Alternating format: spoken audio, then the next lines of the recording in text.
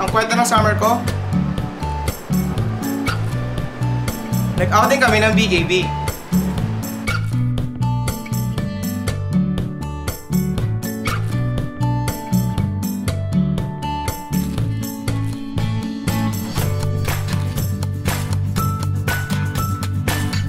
Kwento ng summer ko,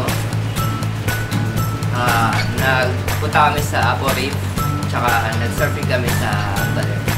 And aside from that, nagkaroon kami ng complete visitation sa ministry, tsaka sports every Sunday. Ang kwento ng summer ko, nag-swimming kami ng family ko.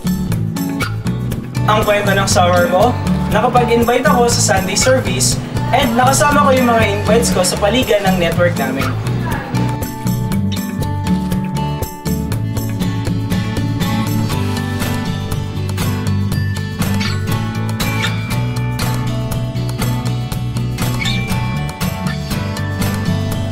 Ang kwento ng summer ko, sumama ako sa youth camp, nag-commit na ako sa ministry, nag-open pa ako ng cell.